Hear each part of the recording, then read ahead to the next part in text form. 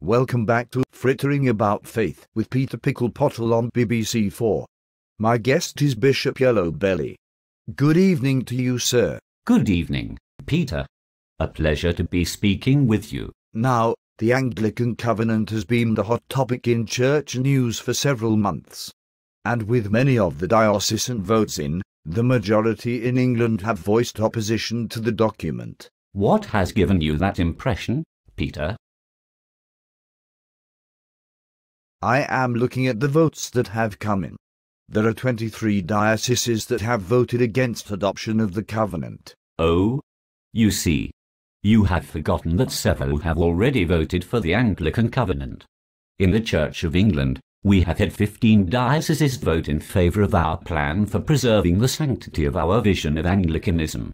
And when you add the 8 provinces that have shown favour toward the Anglican Covenant, such as the West Indies and Mexico, well, you can see that we have 23 votes in favour of the Anglican Covenant. But Bishop Yellow Belly, the actions of churches and provinces outside of England have no influence or bearing on what happens with our General Synod. Peter, I'm afraid you are failing to see the Covenant's successes in bringing us into a fuller communion with those whom we can agree and with whom we can have sherry. I'm only pointing out that you seem to be in denial about the facts. In some cases, there has been massive opposition to the covenant. The fact is, Peter, this document is the product of a considerable amount of work. Whole legacies depend upon its adoption. And the Americans and the Canadians and their wacky ideas of inclusion have made me so very, very angry. This is the only way forward.